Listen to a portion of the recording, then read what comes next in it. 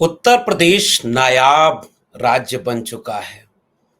वहां पर पत्रकारों के ऊपर इस बात के कहने पर भी मुकदमे हो जाते हैं कि क्या वहां ठाकुर राज चल रहा है। नाराज होने पर योगी आदित्यनाथ की उत्तर प्रदेश पुलिस दो पत्रकारों के ऊपर एफआईआर दर्ज कर देती है। लेकिन आज उसमें से एक पत्रकार जो सुप्रीम कोर्ट चला गया, सुप्रीम कोर्ट ने उस पत्रकार को राहत दे दी। पुलिस को कहा कि आप इस तरह से उन्हें गिरफ्तार नहीं कर सकते, सुरक्षा दे दी एक तरह से। और सुप्रीम कोर्ट ने पत्रकार के पक्ष में माहौल बना दिया। अब क्या करेगी यूपी पुलिस?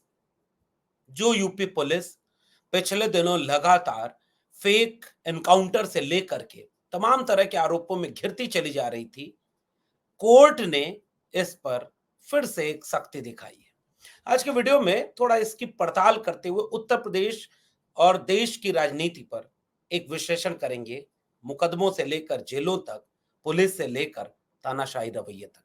आप देख रहे हैं 4 PM न्यूज नेटवर्क पर डॉक्टर लक्ष्मण यादव का विश्लेषण। तो आपको यह बात पहले भी पता होगी और हमने इसका पहले भी विश्लेषण किया था। वो विश्लेषण ये था कि उत्तर प्रदेश में पिछले दिनों ये सारी प्रक्रिया जो न्याय की है, तमाम तरह के उस पे सवाल उठ रहे हैं और तमाम तरह के आरोप लगाए जा रहे हैं।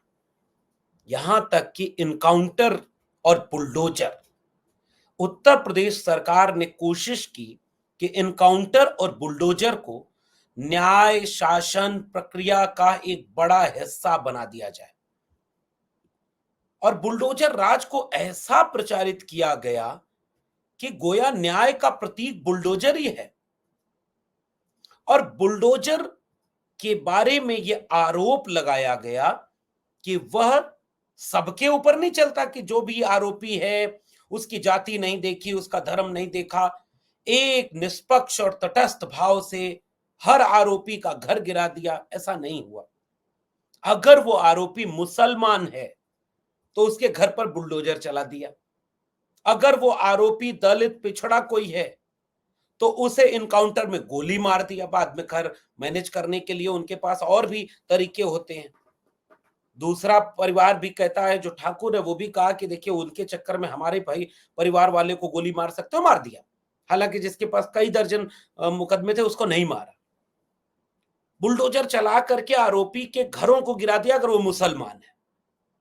सुप्रीम कोर्ट ने, इसी सुप्रीम कोर्ट ने बार बार इन चीजों को लेकर के उत्तर प्रदेश सरकार के खिलाफ सवाल पूछा।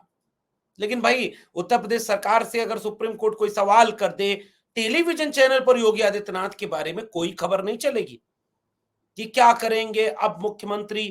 कोर्ट ने उनको घसीटा, कोर्ट ने उनको सवाल पूछे, ऐसी कोई खबर नहीं होगी। चुपचाप ये खबरें गायब हो जाएंगी।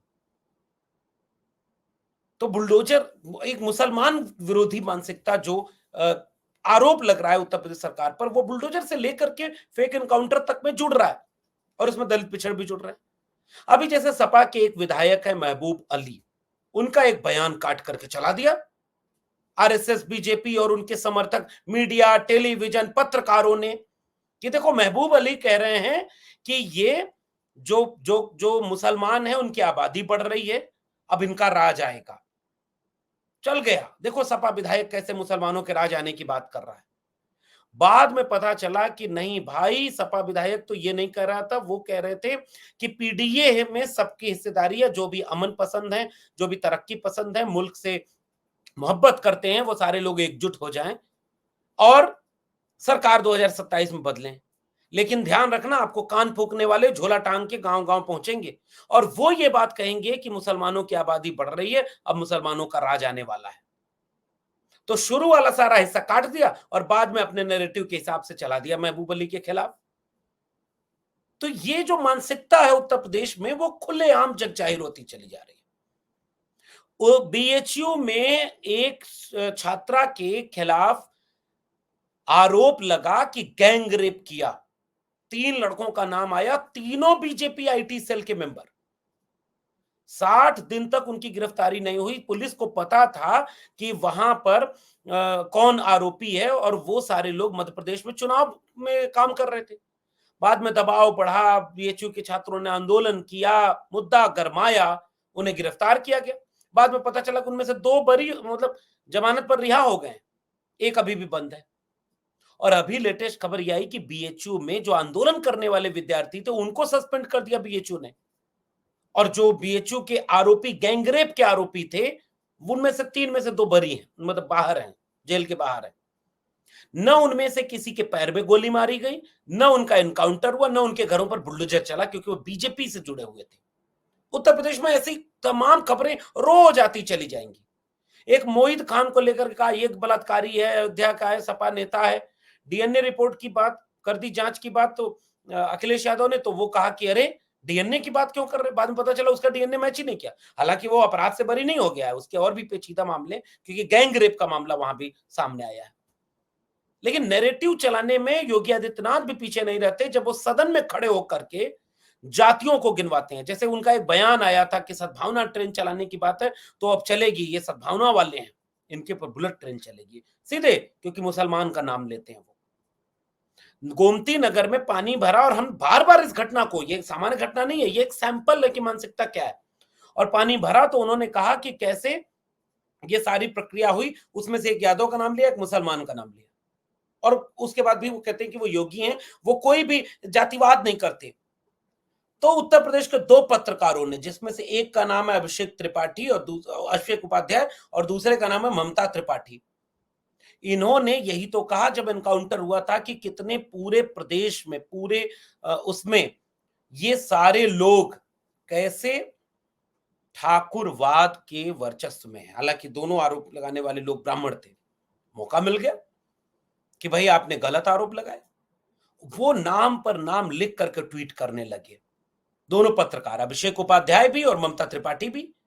उन्होंने कहा कि भाई योगी आदित्यनाथ ऐसा नहीं कि जाति से ऊपर उठ चुके हैं, और सब लोग जानते भी हैं ये कि योगी आदित्यनाथ ने योगी होने के बारे में बार बार ये कहा कि मेरे लिए कोई जाति नहीं, कोई वो नहीं, धर्म नहीं, हम सब इससे ऊपर उठ गए, काम क्रोध लोभ मोह अहंकार से ऊपर उठ गए। योगी आदित्यनाथ बार बार ये बात कहते हैं, लेकिन उनके बयानों में घोर मुसलमान विरोधी बयान दिखते हैं। बटेंगे तो कटेंगे, एक रहेंगे तो नेक रहेंगे। पाकिस्तान, बांग्लादेश तक आजकल चले गए हैं, क्योंकि कुर्सी पर संकट है, दिल्ली में कब्जा करना है, उत्तर प्रदेश की कुर्सी बचानी है। इस तरह के बहुत पेचीदा मोड़ उत्तर प्रदेश में इनकी राजनीति के सामने भी आए हुए हैं, और वो सारी चीजें उनके साथ चल रही हैं। इसके साथ साथ ये पूरी प्रक्रिया ये थी कि ऐसा नहीं कि वो जाति के ऊपर उठ गए।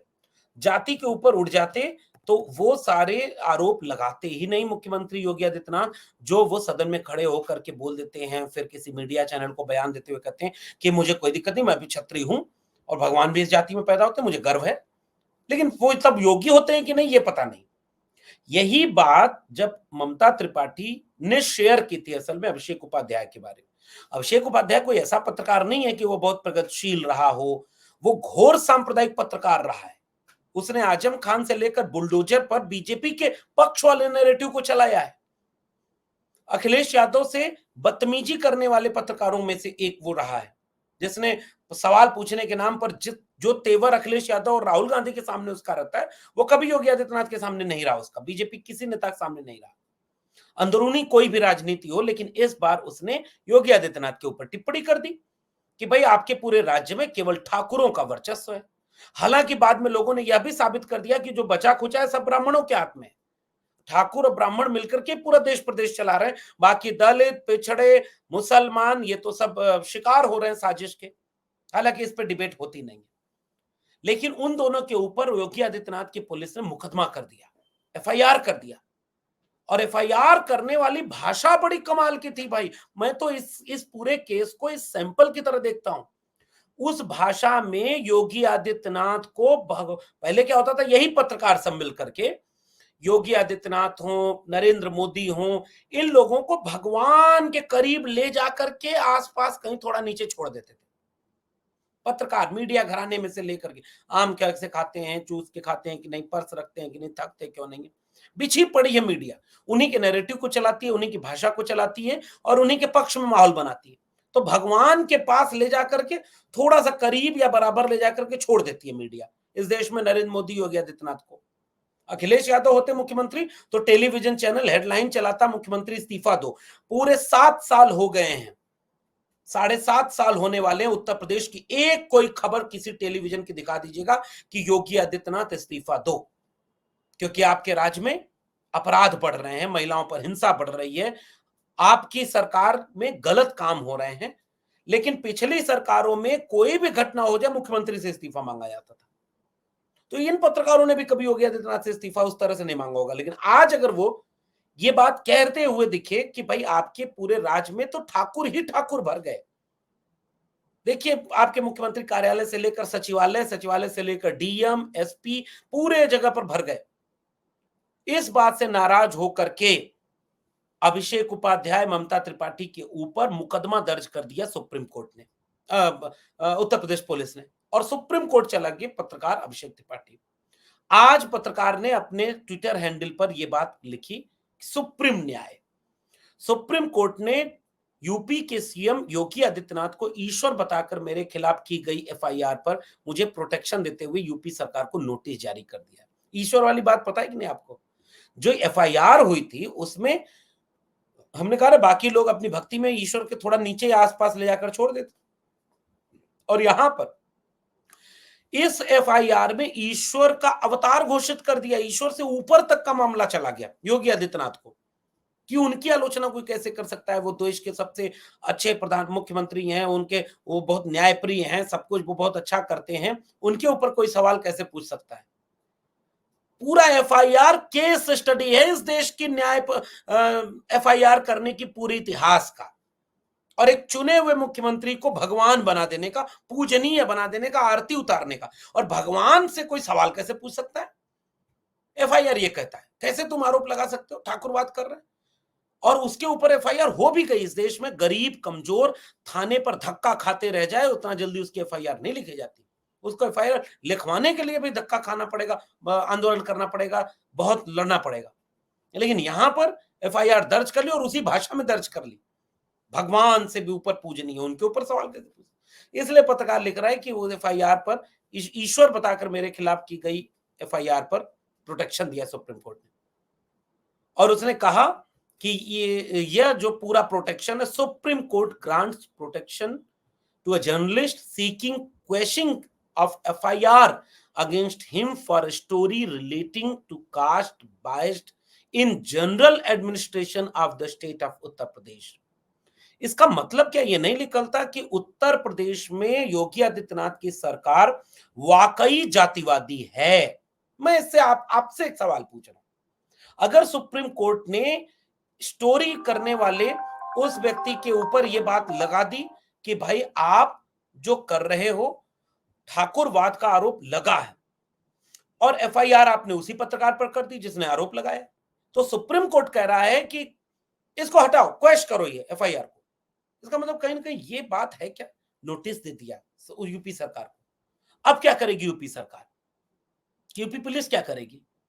क्या उत्तर प्रदेश में साख पूरी तरह से कानून व्यवस्था और तमाम चीजों की ध्वस्त होती जा रही है? मुख्यमंत्री योगी आदित्यनाथ सवालों के घेरे में घिरते चले जा रहे हैं, और सुप्रीम कोर्ट क्या इस तरह के रवैये से यह भी पूछेगा? मैं चाहता हूं कि फेक एनकाउंटर से लेकर के थानों में एफआईआर जो गरीब दलित पिछड़ों की लिखी जा रही है, घर उजाड़े जाते हैं, मारपीट होती है, दंगा होता है, और जब वो एफआईआर लिखने जाते हैं तो क्यों नहीं लिखी जाती? और पूजा करके ईश्वर का अवतार बना करके योगी आदित्यनाथ के सवाल पूछने वाले के खिलाफ एफआईआर दर्ज इतनी आसानी से लखनऊ में हो गई। क्या उत्तर प्रदेश की सरकार को यह जवाब नहीं देना चाहिए? और सुप्रीम कोर्ट ने अगर आज यह फैसला दिया है तो इससे क्या न्याय की प्रक्रिया को और सामान्य होकर के सोचा नहीं जा सकता कि यह असल में उत्तर प्रदेश सरकार के, यूपी पुलिस के रवैये के खिलाफ जाएगा? अब तो लोग खुलकर के कहेंगे कि हाँ भाई चलो सब जितने जिले हैं उसके थानों की लिस्ट बनाओ, एसएचओ कौन है, थानेदार कौन है, सीओ कौन है, डीएम कौन है, एसपी कौन है, कमिश्नर कौन है, सचिवालयों में मुख्य सचिव कौन है, मुख्यमंत्री कार्यालय में कितनी जातियों के लोग हैं? पता चला 80% ठाकुर हैं, 60 से 80%। बचे जो हैं उसमें सारे ब्राह्मण हैं। अब ये बात कोई कह दे तो उसके ऊपर एफआईआर हो जाएगी। ईश्वर के साथ सवाल कैसे पूछ सकते हो? उत्तर प्रदेश में आज सुप्रीम कोर्ट ने जब ये अपना फैसला सुनाया है, पत्रकार को प्रोटेक्ट किया है, ये एक उम्मीद है।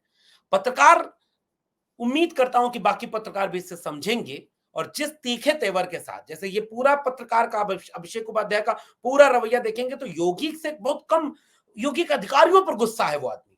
क्या आपके यहां देखिए वो ठाकुर ये कर रहा, वो ठाकुर ये कर रहा।